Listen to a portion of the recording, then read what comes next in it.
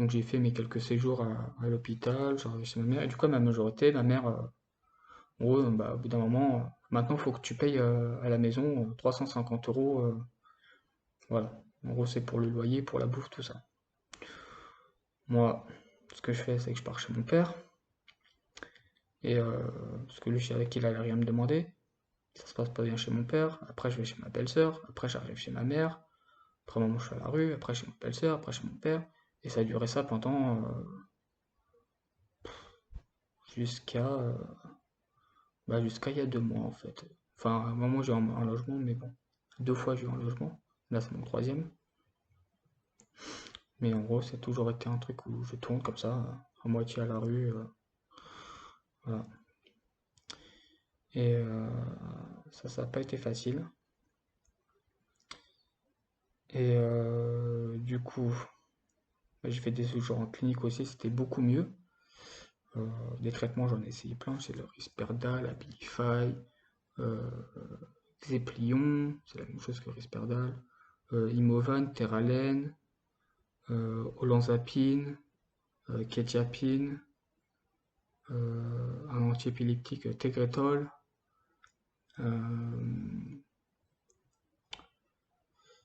qu'est-ce que j'ai essayé d'autre? Fluoxétine, Seresta, Séroplex, hum, comment ça s'appelle aussi? Prozac, Tertian. Donc j'ai un peu eu tout plein d'effets par rapport à ça. Et, et au bout d'un moment, j'ai commencé à ressentir l'utilité de prendre un traitement. Voilà, parce que je me suis dit, c'est un peu comme une béquille, donc voilà. Et parce qu'en fait, j'ai fait ce qu'on appelle, en fait, en gros, avant que je fasse ma dépression, ma toute première dépression, comme j'expliquais au début de la vidéo, quand j'ai fait ma toute première dépression quand j'avais 15 ans, voilà. En fait, juste avant ça, j'avais fait ce qu'on appelle une phase maniaque. En gros, avant, j'étais toujours stable, des hauts des petits bas comme tout le monde. Et moi, j'ai fait ce qu'on appelle une phase maniaque. Donc, comme si on prenait c'est un peu comme si on prenait de la coke, en fait. On est, on est dans une énergie débordante, on est hyper confiant, tout est possible. C'est, on, on se sent très très bien, euh, mais pour l'entourage, on va pas bien. Donc, sauf les inconnus, ils disent ouais, mais t'as pris de la coke, c'est quoi ton secret? Voilà. Et du coup, en gros, j'ai fait des travaux à Caen avec mon père avant de prendre la dépression, et c'est à ce moment-là où, oui, voilà. Et c'était ça quand mon père est parti à la rue, que mon frère est parti à l'hôpital, que moi je peux plus travailler avec mon père, dépression. Euh, du coup, j'en veux revenir à la suite de mes quelques hospitalisations, de mon travail en intérim. Euh, donc entre-temps, je me suis fait ainsi un ami des hôpitaux, deux, voilà. Bon, il y en a un, j'ai plus contact avec lui, l'autre, j'ai toujours contact avec lui. Et, et j'ai fait aussi des séjours en clinique. Donc la clinique, c'est beaucoup mieux, c'est reposant, c'est... Parce qu'en hôpital psychiatrique, c'est vraiment... genre, en gros, on dit, ouais, t'es pas content, bah tu vas en chambre. Enfin, on va en chambre si tu veux, alors tu fais rien de méchant. Genre, c'est un peu... En fait, c'est un peu comme si on était traités comme des animaux maltraités, en fait. C'est un peu ça. Genre, parce que, en fait, entre guillemets, on est malade, et bah du coup, on n'est pas... c'est en fait, on peut pas avoir de compassion, on peut pas bien nous traiter, parce que sinon, on va s'habituer à ça, et on va se complaire dans la maladie. Et moi, pour dire qu'actuellement, enfin, je suis stable, euh, non, en fait, non, c'est pas comme ça qu'on traite, c'est des humains avant tout, et les gens, ils oublient pas. Moi, j'ai rien oublié de ce qui s'est passé. Et du coup, j'ai fait mes séjours en clinique, ça s'est passé beaucoup mieux, je me suis fait des amis. Et bah, du coup, j'ai toujours travaillé en maçonnerie, et il y a toujours eu cette idée de psychologue, maçonnerie. C'est toujours resté, travailler à mon compte. À un moment, j'ai fait des conducteurs de travaux. Donc, en gros, c'est celui qui est au-dessus du chef de chantier dans les, au-dessus du chef de chantier. C'était aussi dans mes idées, voilà, de mes plans, au-dessus du chef de chantier. J'ai fait une formation, j'ai fait un travail, le travail me plaisait pas, mais voilà. Quand je suis revenu dans la maçonnerie. Et bah là, actuellement, avec toutes mes expériences que j'ai eues de, de tout ça, parce que du coup, je suis sur une application qui s'appelle Best Help. Avant, elle s'appelait Psy sur Android, mais sur iPhone, ça doit être pareil, mais elle n'y est pas sur Internet, à moins de télécharger ce qu'on appelle BlueStack pour voir les applications de, de l'Android, en fait, l'Apple Store, Play Store. Et du coup, j'aide beaucoup les gens dessus, ça me fait du bien. Et du coup, là, j'ai réfléchi aujourd'hui et du coup, je vais me réorienter en tant que père aidant. En gros, c'est les anciens patients psychiatriques qui aident les patients, quoi. Et en gros, comme ça, je fais le deuil un peu de le projet de l'entreprise qui était un peu, voilà, donc avec mon père ou tout seul, mais voilà, c'est faire un deuil de ça.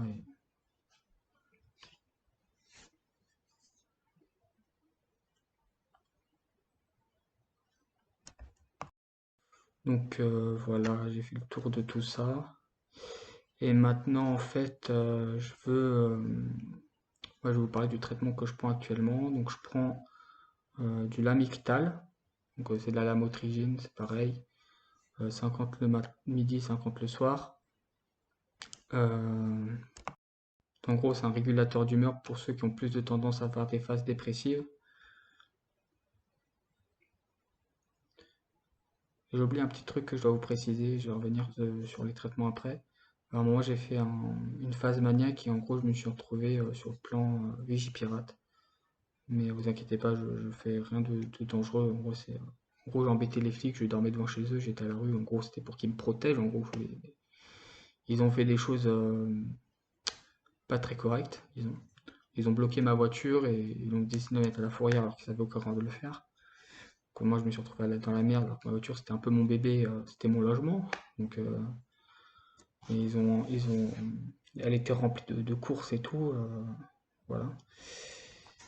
Et voilà, à ce moment, je me suis retrouvé à la rue.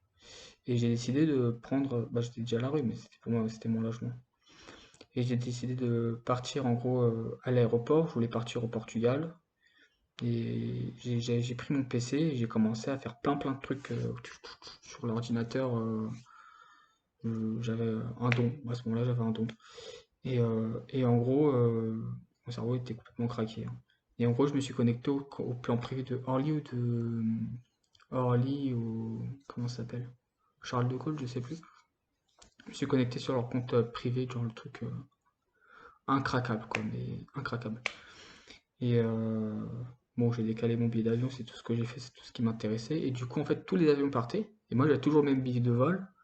Mais en gros, j'avais un avion qui m'attendait. Il pouvait m'attendre 2 3 jours. Et je l'aurais pris tout seul, en fait. J'avais toujours le même numéro de vol que les autres. Donc, voilà.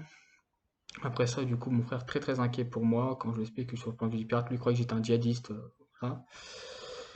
Et du coup, il appelle les gens de la sécurité, enfin des frontières, les gens des frontières, les flics des frontières, du coup, et bien armés, quoi, qui étaient à l'aéroport.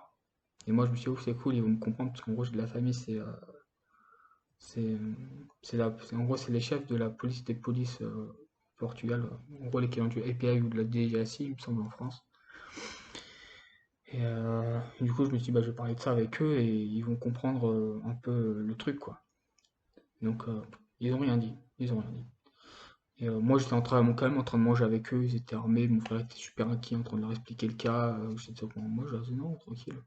Quand je finis de manger, je pose mon sandwich au calme. J'étais pas. Voilà. Et du coup, voilà. Après, mon frère, il m'emmène à l'hôpital. Il voulait que je sois interné. Moi, j'avais pas vu ça. Je me dis, il y a quand même un petit truc chelou. Ils voulaient me dire, ouais, ça veut dire faire une pression, avoir ton état de santé. Donc, je me suis dit, vas-y, fais ça, parce qu'il insistait beaucoup, fais ça. et puis après tu te casses. Donc toujours avec mon ordi, je me connecte au réseau de...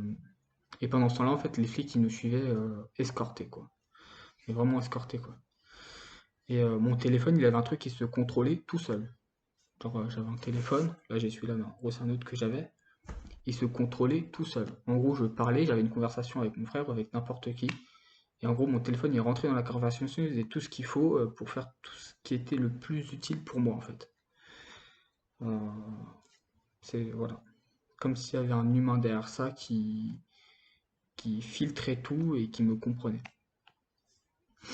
Donc voilà, et donc après suite à ça, je me suis connecté, j'étais à l'hôpital, je me suis connecté sur le réseau de l'hôpital et je voulais avoir accès au dossier des patients, voir ce qui avait un peu marqué, tout ça. J'étais intéressé par la psychiatrie, donc voilà. Et du coup, au bout d'un moment, bah, j'arrive dans une chambre et là, je commence à sentir la grosse carotte. Et moi, je me dis, vas-y, barre-toi, barre-toi, barre-toi. Et du coup, on me fait, vas-y, bah, faut que tu boives ça et voilà, bois ça et on te laisse tranquille. Je fais, ok, c'est bon, je vais le boire. Il ferme la chambre. Je bois. En fait, je m'endors. Je me suis dit, bon, je me réveille. Je me réveille. Je me retrouve à l'hôpital psychiatrique. Paralysé. Mais genre impossible de dormir. J'étais comme ça. Et genre, je pouvais à peine lever les bras. Genre, je me lève. C'était hyper compliqué. J'ai dû mettre un quart d'heure pour arriver sur une autre pièce. Normalement, ça prend quoi? 30 secondes, quoi. J'ai pris un quart d'heure. J'étais là pour marcher. En fait, j'avais une tétanie, en fait. En gros, c'est parce qu'en fait, psychologiquement, je voulais pas être là, mais mon corps était là. Donc, en gros, mon corps physiquement réagissait comme ça à cause des conséquences psychologiques. Et voilà, après, j'étais transféré dans notre pavillon. Voilà, j'ai fait la connaissance d'un ami que j'ai toujours et qui m'a soutenu pendant mes phases maniaques, qui était là, ou même normal ou dépression. Donc, c'est un vrai ami. Et du coup, euh, je, bah, j'en reviens, j'ai fait un petit break par rapport à ça pour vous expliquer un peu mes phases maniaques. Donc j'ai fait la première, la deuxième quand j'ai voulu frapper ma mère, et la troisième c'était celle-là. Et après il n'y a eu que des phases de dépression, et quelques phases neutres, surtout quand j'étais à l'hôpital pendant ces 5 mois, où j'étais resté 5 mois là-bas, et même les 2 mois avant, neutre. Et, du coup, bah, maintenant je reviens à mon traitement. Donc, j'espère que ça ne va pas trop déranger le petit. Voilà. Je voulais pas trop me disperser, mais bon. Donc du coup, je prends du lamictal. Donc c'est la motrigine, c'est un- un régulateur d'humeur qui agit comme épileptique, un peu comme le lithium, sauf que c'est plus pour les phases dépressives, pour ceux qui ont plus de phases dépressives. Je prenais du risperdal, mais je l'ai arrêté parce qu'elle avait plus tendance à me mettre dans... Enfin, je l'avais pris alors que j'étais déjà en dépression et ça m'a mis encore plus mal et je me suis dit, il faut le garder parce que c'est un traitement, c'est comme ça. Et bon, je me suis dit, arrête-le. Et ça va être dur au début parce que tu es habitué, mais arrête-le. Donc là, ça va mieux, je ne sens plus le manque, ça doit faire bah, en tout 2 mois que je l'ai arrêté, donc ça fait un mois que je l'ai plus dans le corps parce qu'il agit pendant un mois. On m'a passé un autre médicament, c'était le Lanzapine que j'avais pris avant, mais là je l'ai repris. Pendant une semaine, j'étais dans le mal. Donc je l'ai pris qu'une fois, mais pendant une semaine, j'étais dans le mal. J'avais un antidépresseur, je sais plus si c'est Seresta, parce que Seresta, il me semble que c'est un anxiolytique, ou Séroplex. Il me semble que c'est Séroplex. Donc j'avais 20 mg, donc du coup, à un moment, j'allais un peu trop bien, je commençais à sentir des insomnies, tout ça, le fait d'aller un peu trop vite et tout, voilà. Donc du coup, je suis allé aux urgences, on m'a dit d'arrêter ça, de prendre plus de Seresta si besoin, plus de Loxapax si besoin, et de faire l'injection plus tôt, en gros, parce que ça me faisait redescendre.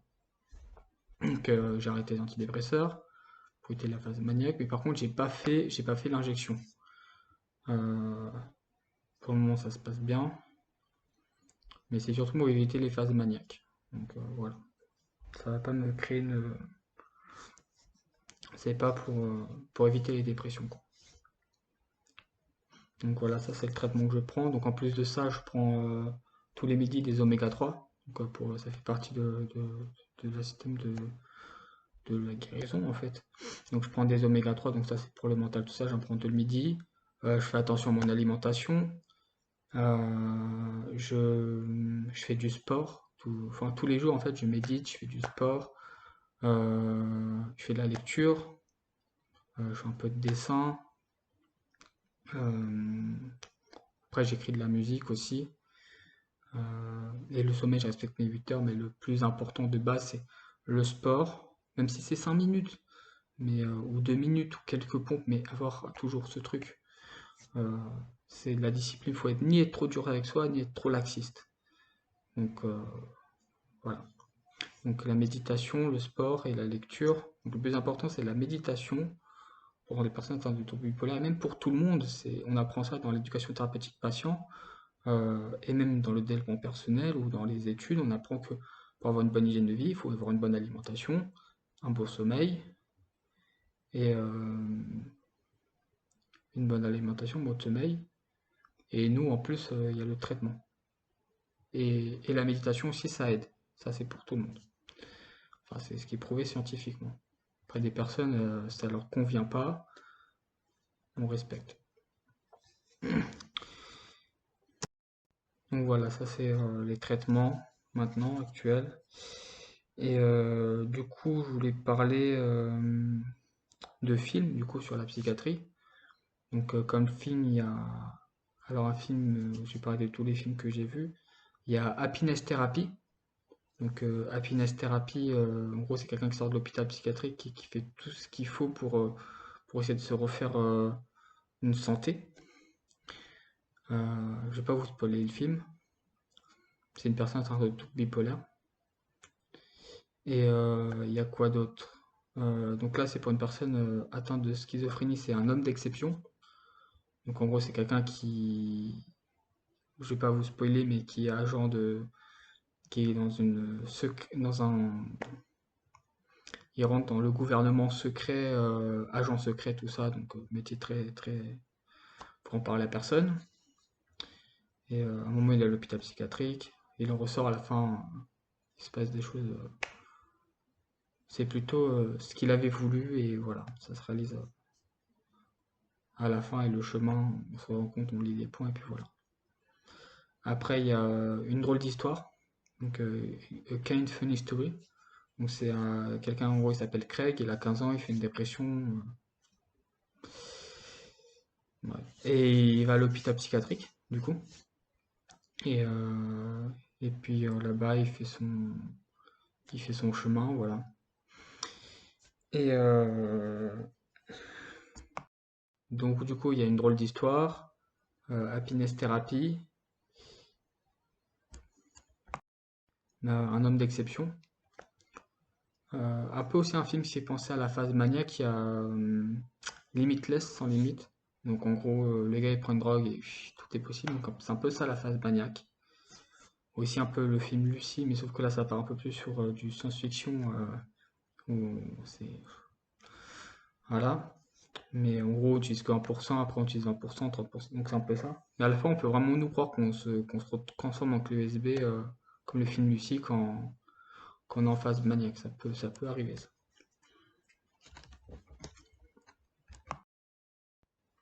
Et puis, bon, j'ai fait une pause, pour moi ça a duré 10 minutes, pour vous, ça se voit pas. Du coup, il y a aussi le film Fou de toi. Attends, je vais regarder. Ouais, Fou de toi. Donc en anglais, Kind of You, ça doit être ça. Et du coup, en gros, c'est une fille en gros qui est en hôpital psychiatrique. Et en fait, il y a un gars, il tombe amoureux d'elle et il fait tout pour faire tout ce qu'il faut pour être avec elle. Donc, il se fait interner aussi. Et voilà. Donc, je vous spoil pas tout le film. Donc, ça, c'est les films que j'ai vus sur la psychiatrie. Donc, Fou de toi, euh, Une drôle d'histoire, Happiness Therapy et Un homme d'exception. Voilà. Donc, voilà, je voulais parler en gros de mon expérience sur la psychiatrie. Et du coup, deux films aussi. Et très important donc, que je veux rappeler, alimentation, sommeil, euh, sport, alimentation, sommeil, sport, méditation. Alimentation, sommeil, sport, méditation et traitement. Voilà, ça c'est les 5 trucs pour le trouble bipolaire. Euh, c'est les 5 trucs. Voilà.